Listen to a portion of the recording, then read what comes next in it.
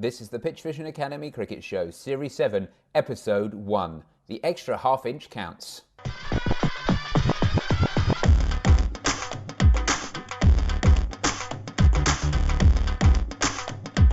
Coming up on this week's PitchVision Academy Cricket Show, we talk about the extra half-inch that Garas has, the Big Bash, and what's it showing us this time compared to previous years.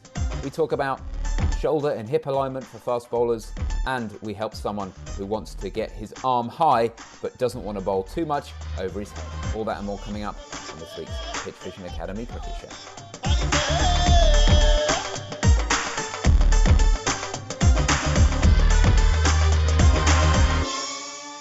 Welcome back to the PitchVision Academy Cricket Show. It's a new year, and that means it's a new series. It's your guide in its 7th season to better cricket, whether that's playing or coaching.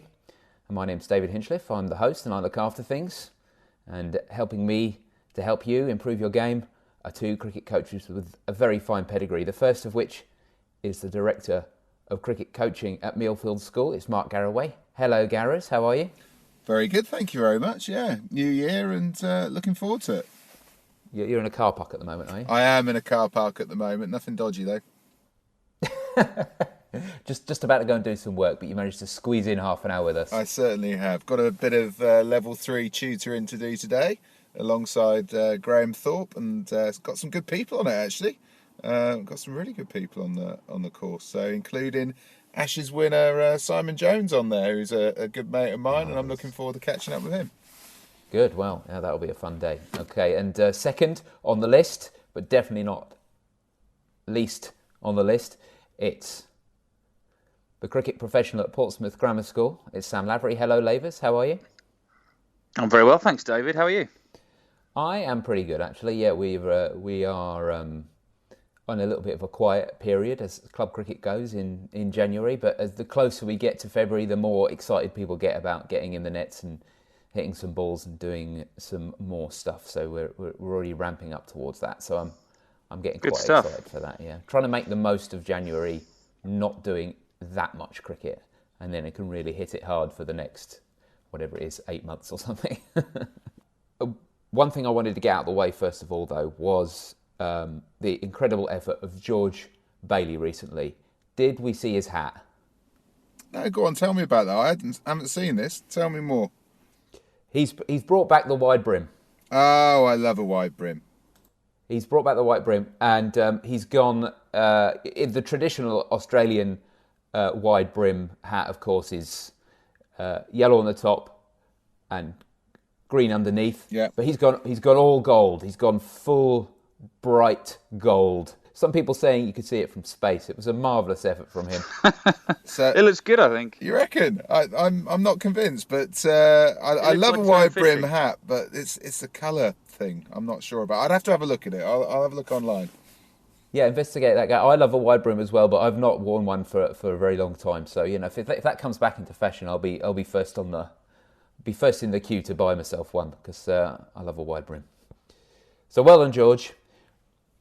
And speaking of Australian cricket, we also have the Big Bash to talk about. It's been going on for a little while now, and lots of exciting things happening. And of course, you get the usual talk about how 2020 is changing the game, and fielding standards are going up, and new shots are being invented, and exciting things like that. But I was wondering if we've managed to spot anything different in this year's Big Bash that's moved things on again. Are there new things there, or is it another sort of 2020 spectacular, all very wonderful and probably the future of the game, but there's no real developments this year? Which way do you see it going? From a personal perspective, the stuff that I've seen has been a continuation, and I think we can't always expect that every edition of the Big Bash or the IPL will throw up something completely different. There has to be a period of consolidation, I suppose, and innovation in order to master that. And that's what we're seeing now, really. I don't think there's any surprises, anything particularly special that's coming up. We're just seeing people getting better and better at it. And what I've quite liked about this edition, and also some other 2020 that's gone on around the world, has been a bit of a sort of redressing the balance between bat and ball a little bit. So we're seeing bowlers' skills being upped, and as a result, we're not necessarily just having the run fests around the BBL at the moment that we've come to expect. That the ball's been dominating the bat at times, and there's been some brilliant innings in the middle of the game. I remember Brad Hodge putting together a fantastic innings the other day where his team were like 25 for 3, and normally that would mean that you'd be completely on the back foot, but there was a rebuilding phase. So it's been great to see the ball coming back into play as well. Is rebuilding something, Lavers, that is changing? In recent times, teams tend to continue to go for it even if they're losing wickets. Is that something that you've noticed, and is that something that you're being able to work with your teams on? Yeah, I think people are probably becoming more experienced in this format of the game, and that sort of at junior level, club level, and international or Big Bash level as well. So people are probably more aware of how to approach situations, and they're getting more experienced in how to deal with different scenarios. So some guys might identify a situation and see that they can really trust their skills still, and even though some wickets have fallen, they're not necessarily fallen for a reason that should worry them. Whereas other times they're able to assess the situation and realise that actually a little bit more patience it might be required. So I think one thing we will see is an ongoing development of this experience, which perhaps in Test cricket doesn't change a great deal in terms of the format of the game, and people can look back 5, 10, 15, 20 years plus. In Big Bash cricket, for example, we're quite condensed into the last probably 3 or 4 years, where the kind of the impact of the game has changed a little bit more with the increasing scores, and people are now responding to it, and they're just becoming more aware of how to approach different phases of the game and different scenarios within the game. Yeah, and that's interesting as well, because it's always been said that bowlers are just the fodder for the big sixes being hit. Do you think that it's a bit too nuanced for the average cricketer, of the average cricket fan watching it, to say that, oh well, if you bring the ball back, and there's less sixes hit and less boundaries hit, that's bad for 2020? Or do you think that people, even if you're coming to a game, you're a young person or someone who's not necessarily come from a background of watching cricket, but you come to a Big Bash or one IPL game, one of these big games, do you think people can understand that the game is a little bit more nuanced than that, and maybe it's not necessarily about how many sixes you see hit that's going to make it exciting? Well, again, I think there's a balance, and that's the beauty of sport, isn't it? When you go along to live sport, you should be going there not really knowing what to expect, whether it be the result, whether it be the scoreline, whether it be the flow of the game. And I think to have the ball coming back into play a little bit makes it more exciting, because instead of just going there and having the expectation of seeing 190 plays 190, we do go now thinking that we might get a game which is a tight 140, and sometimes they can be some of the best games to watch. Rather than watching the ball, a 220 take and knocking them off in the last over. Sometimes, chasing 110 on a pitch that's maybe not quite so good, or against a good set of bowlers that just get early wickets and make it difficult for people, can be as exciting as watching the ball disappear out the park. We never want to go to a game of sport, I think, where we can totally predict the flow of that game, because that just becomes boring. Yeah, even if it's, like you said, 190, 200, and then 190, 200, it just becomes a smash off then, doesn't it? And that has its excitement if it's a close game. But I think the fact that it's a close game is more important to me, because everyone can understand when it's a tight finish. And you can take that into playing as well, into the non-professional game. Last year, I remember we had a game where it was a close finish. It was going right to the wire, and we were batting, and everyone on the team was getting quite het up and stressed out about it. Oh, it's too close for comfort, was the general feeling. But my feeling was, is this not the reason that we play cricket, to be in these situations and to enjoy these close finishes? And okay, if you come out on the losing side, sometimes that's going to happen, but enjoy the experience of going through that tight finish, and maybe next time you'll be on the winning side. I think that's important for playing as well as watching, isn't it? Absolutely. I think people are there to feel a bit of success, but success is at its greatest when you've really earned it and you've really been pushed all the way to the limit. So um, if everything was done and dusted with 3 or 4 overs to go, or everything was a comfortable victory one way or the other, then those experiences would never Yeah, be it's would never be boring. the same, and people wouldn't really appreciate the excitement that can be created in a game of cricket. And as we've seen in recent times, that can still happen in Test cricket or ODI cricket as well as it can in 2020 cricket. And I can tell you it's a lot less fun. Last year our first 11 lost almost every game, and our second 11 won almost every game at a canter, and it was equally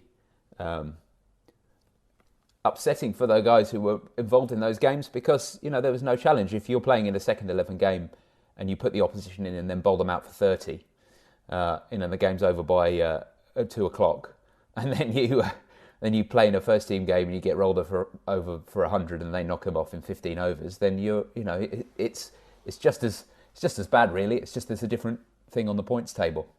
But anyway, that's enough of that. Let's go into the yes/no round. That's 3 questions that we can only answer yes or no to, no matter how much more that you want to say. I've got the questions, so let's fire away.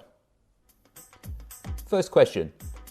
You can get 450 balls an hour with a bowling machine. No. Second question. Fear of failure is a roadblock people create themselves. Yes.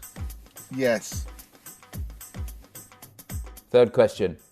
Self-review is more difficult than any cricket practice. No.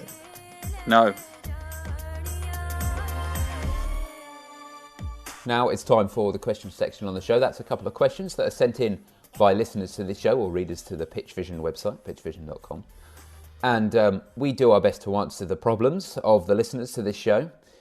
And whether we get that answer right or not, we pick a winner of the 2 questions, and that's a prize, which is an online coaching course courtesy of PitchVision Academy at pitchvision.com. And you can send your questions in to us by emailing coach@pitchvision.com, and also you can find us in other ways, which we'll tell you about at the end of the show.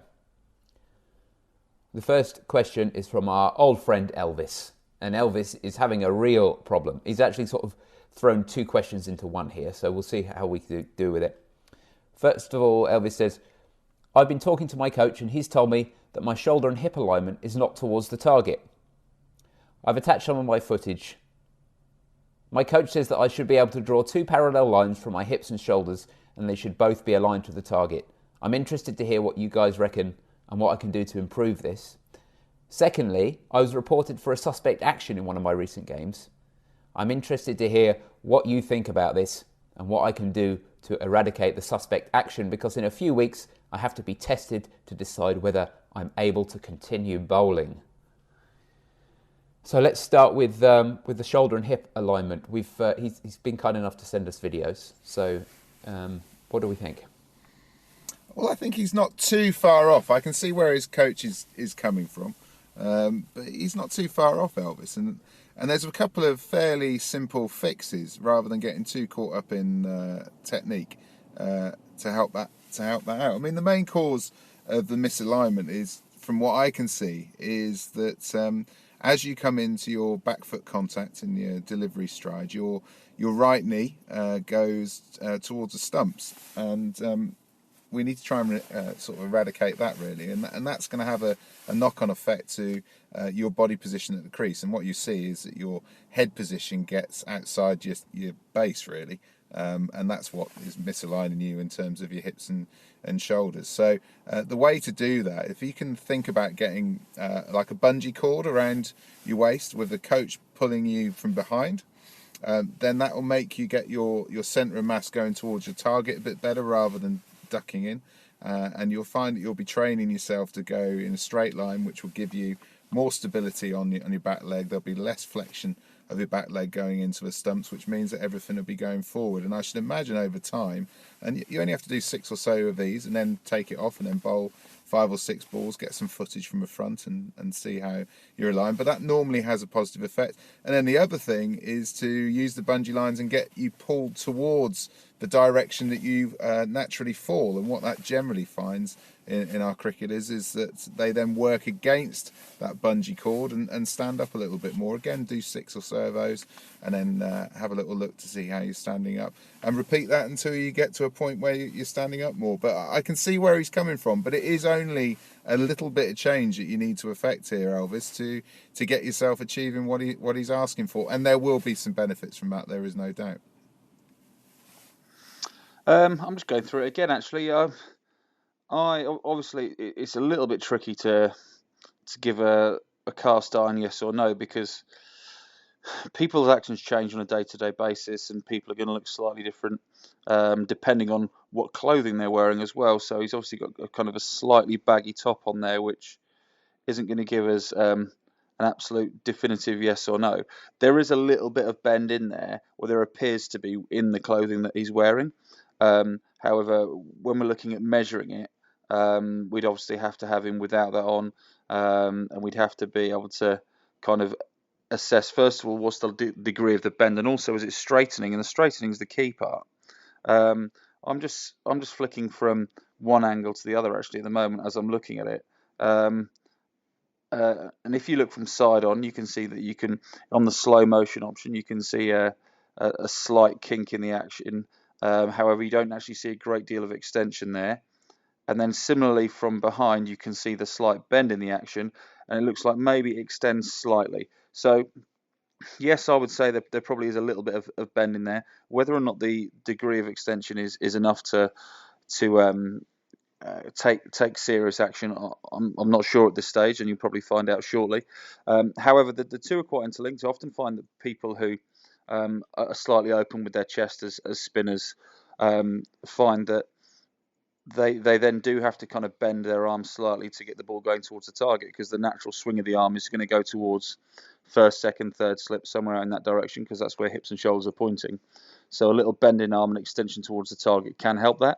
So I wouldn't overly worry about the arm and the elbow as an individual case. I'd more focus on trying to get that body a little bit more upright, possibly realign slightly to try and get hips and shoulders slightly straighter. But these things aren't miles out, and I think Garas has said that already, but these things aren't a million miles away from where they should be.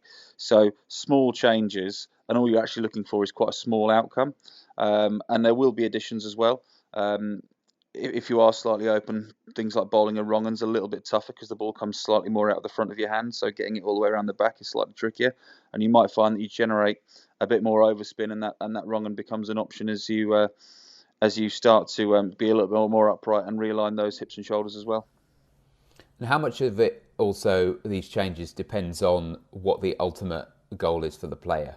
The reason I ask that is for both of these, there are relatively small changes, and probably if he's just looking to be a decent club cricketer and give the ball a rip, but put it on a length more often than not, and do some good things on a Saturday, then it's going to be less important to have those changes than, say, if he wants to play for Australia in 2 years or something like that, right? So how important is it to put that goal into your mind when you're looking at technical changes?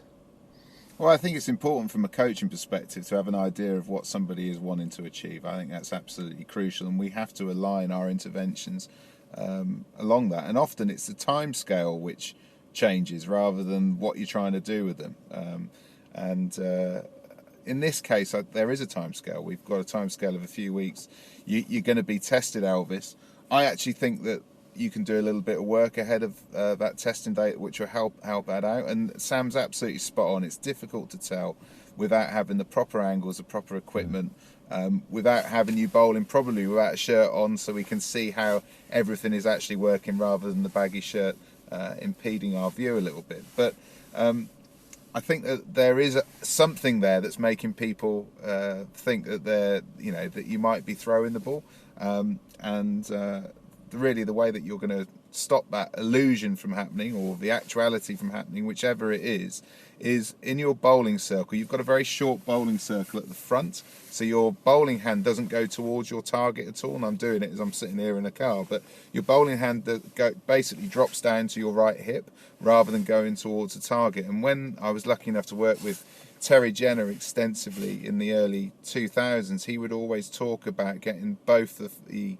non-bowling arm and the bowling arm out in front of the body, so you start a full bowling circle early. And you don't do that, and as a result you're having to straighten your arm later in your bowling circle, which gives either the illusion or the actuality of there being a bit of a kink or a carry angle in the arm. So I would suggest to you that you get your arms out, your bowling hand out in front of yourself rather than just dropping it straight into your right hip. A bit of practice off 1 or 2 steps, even from the crease, will help you significantly. And when you go to that testing day, then you won't have any problems at all. The crucial thing for me is whatever happens on that testing day is not to give up. One of the things that's been really evident in your communication with this show over the years is you're really passionate about your leg spin bowling, and don't give up because somebody has questioned your action. Do something about it to make it less questionable, make people not raise eyebrows, but certainly don't give up, mate. And even if they say you're not going to be able to bowl for a little bit, then you keep working hard because you've got a massive passion.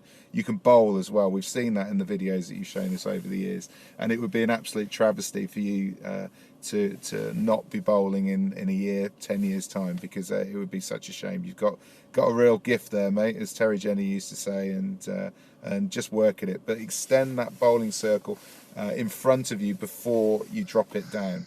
That would be my major tip to you. I actually think I've got something that's been I wanted to talk about, which is a little bit more complicated, but that actually ties into exactly what Garas has said there, and it comes back a little step further. I'd rather see you drive your arms forwards when you drive your right knee forward. So I'd like to see your right hand drive forwards with your right knee into your jump, and as a result of that, your arms wouldn't have risen so high and come up above your head by the time you're then looking to start that bowling circle, so the arm would be out in front.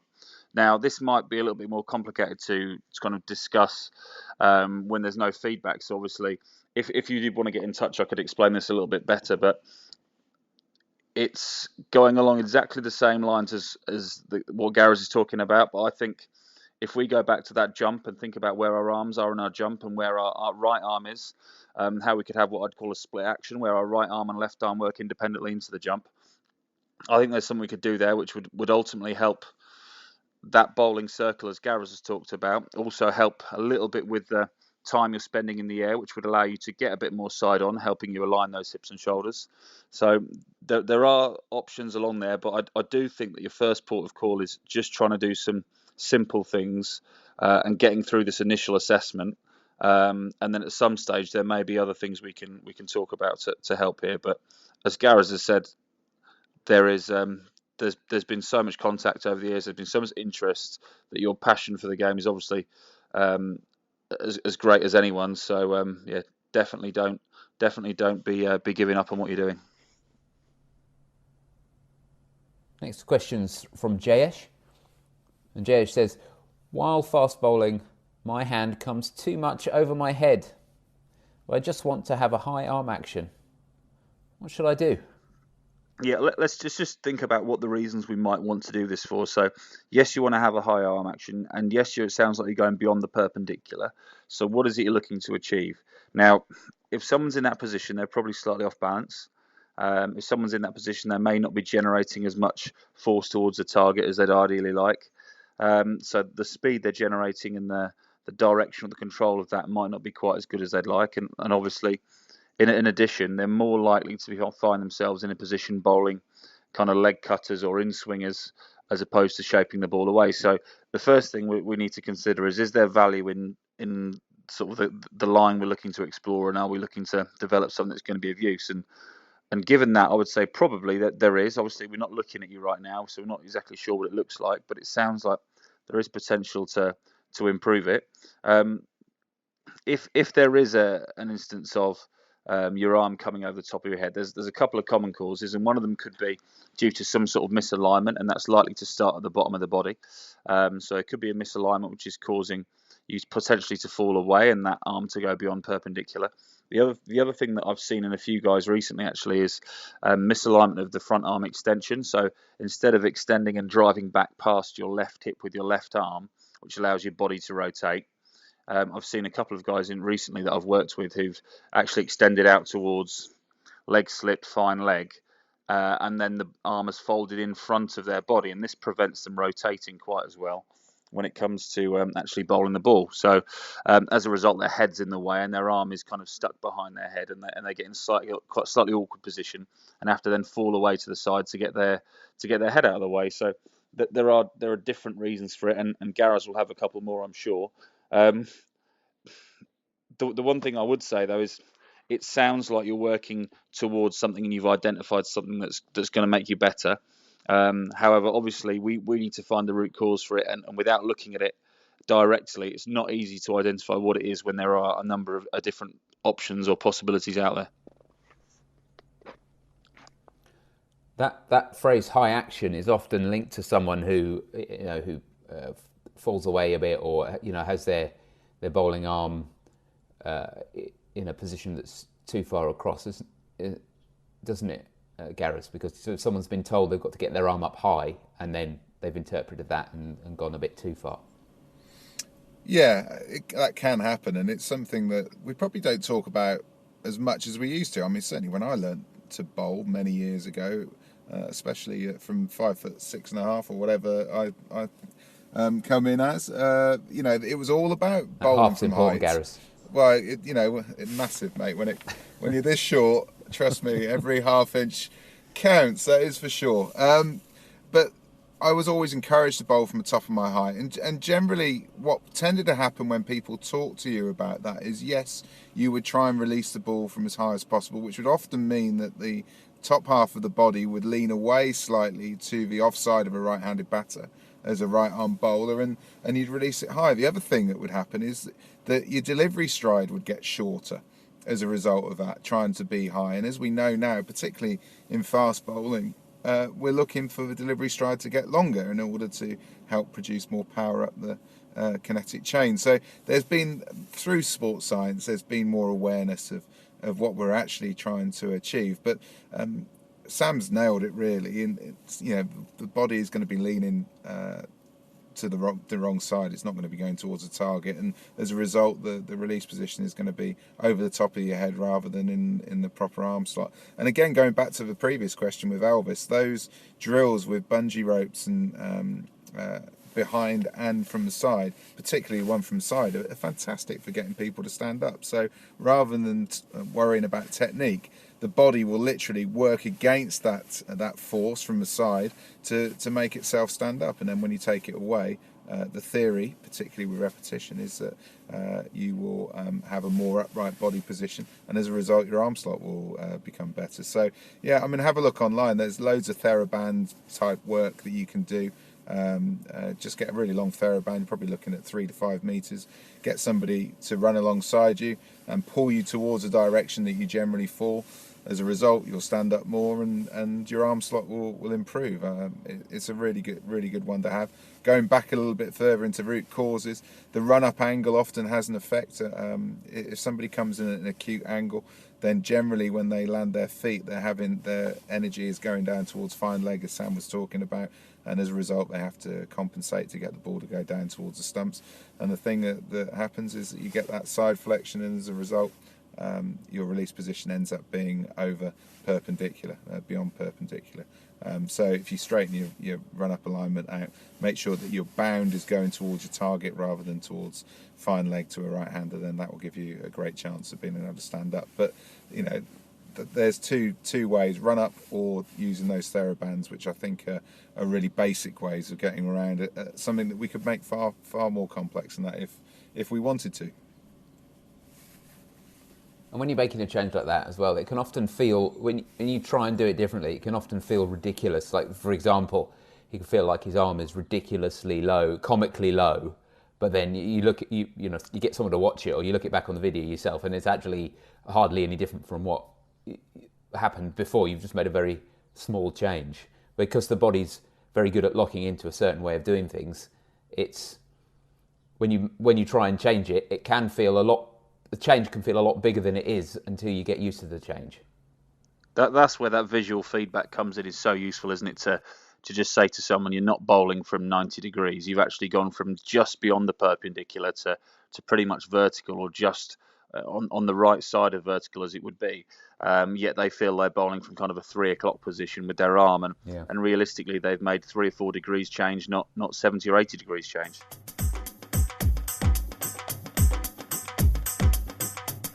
And now it is a minute on the clock, and it's soapbox time.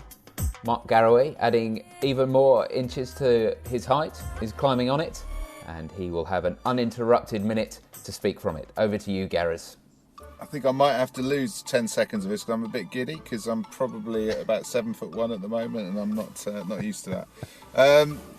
I'm going to talk about travelling really now, because travel is something that we all have to do when we're playing sport. We spend a lot of time travelling to our own home ground, but then at weekends or wherever we're playing, we have to travel to away games, and there's an art to it, because if you look at the history of the game, the home team, for a number of reasons, generally comes out on top more often than the away team, and that could be down to understanding the conditions and what have you.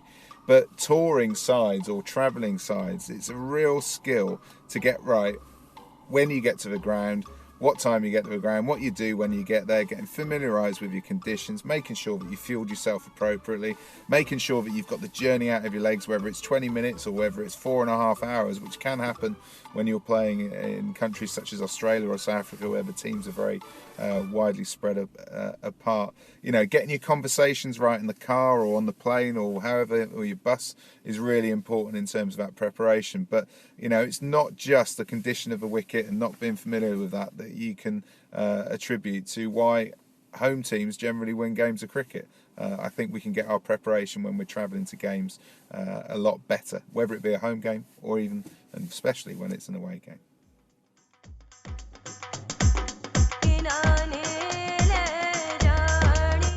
And that is just about all we've got time for on the show. We are going to leave you in a moment. But before we go, we need to decide on something, and that is the winner of this week's competition.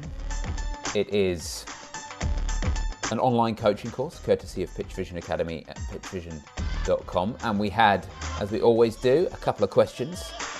The first one was Elvis, and a couple of little things about his leg spin action. And the second one was Jayesh, and he was asking about bowling from too much over his head. So which one did you prefer this week, Garas? Well, Elvis always writes us good questions, and we hope we've given him some real good tips there. And work hard, and you'll get through that testing protocol very easily, Elvis.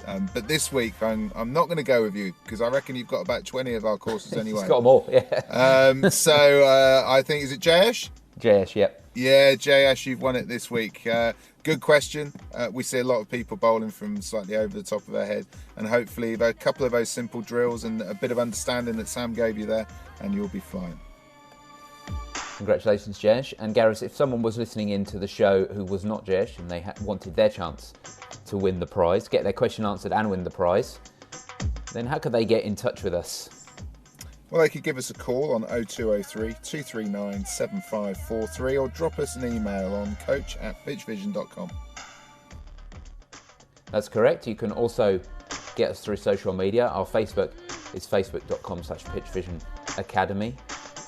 And you can find us on Twitter by tweeting @PitchVisionAcad. You can message us in either of those ways. You can also listen to the show every week. If you want to do that, then it's very easy to do. Just go into your podcast app of choice and do a search for PitchVision Academy. You'll find us in there. And if you want to stream the show online, have a look at the show notes or look at some of the other articles and things we've got going on the PitchVision website, you can go to pitchvision.com/academy. You can see all the information there, but if you want to focus in on the podcast, click on the podcast link and you'll see all the information there for you for all the shows going right back to the beginning. That's all for this week. I hope you listen next week, but until then, have a good week. Cheers, Garas. Cheers, Lavis. Cheers, fellas. Thanks, guys.